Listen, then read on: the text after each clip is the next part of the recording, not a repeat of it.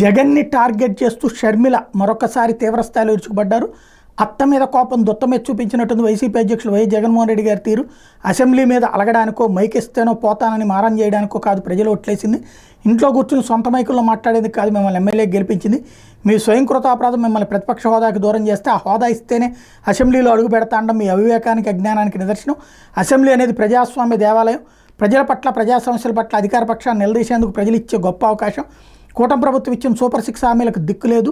మేనిఫెస్టోలో ఇచ్చిన హామీల అమలుకు నోచుకోలేదు. రాష్ట్రంలో శాంతి భద్రత విఘాతం కలుగుతోంది. మహిళలపై దాడులు ఆగడం లేదు. ఇసుక మాఫియా రాజ్యమేలుతోంది. బెల్ట్ షాపుల దందాన్ని అరికట్టలేదు. 5 నెలలైన ఒక్క ఉద్యోగం భర్తీ కాలేదు. రోజు రోజుకి నిరుద్యోగం పెరుగుతోంది.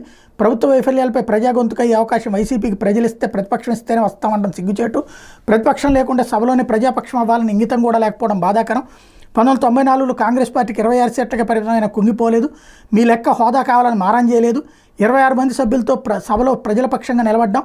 ఎన్నో సమస్యలపై ఆనాటి టీడీపీ ప్రభుత్వానికి చుక్కలు చూపించింది కాంగ్రెస్ పార్టీ. 2014లో కేంద్రంలో 44 సీట్లకే పరిమితమైన 2019లో 52 సీట్లే వచ్చిన ప్రతిపక్ష హోదా కావాలని అడగలేదు.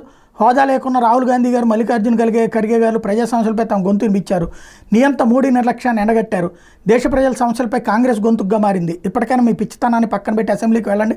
కూటమి నిర్లక్ష్యాన్ని ఎండగట్టండి. అసెంబ్లీకి వెళ్ళే దమ్ము ధైర్యం లేకుండా వైసీపీ శాసనసభాపక్షం మొత్తం రాజీనామాలు చేయండి. అప్పుడు ఇంట్లో కాదు ఎక్కడైనా కూర్చుని తాపిగా మాట్లాడుకోండి అని పిలుపునిచ్చారు. ఇంకో పక్కన అసెంబ్లీ బయట స్పందించాల్సిన అంశాలని జగన్ ఇంట్లో సమీక్షిస్తూ ఉన్నారు. అదే సందర్భంలో ఇక్కడ పాయింట్ అలా ఏంటంటే ప్రతిపక్ష హోదా రాలేదనినే రాహుల్ గాంధీ కూడా 2 సార్లు ప్రతిపక్ష నేతగా తీసుకోవాలి. అదీన్ రంజన్ చౌదరికి తర్వాత ఆయన పేరేంటి మల్లికార్జున ఖర్గేకి అప్పచెప్పారు.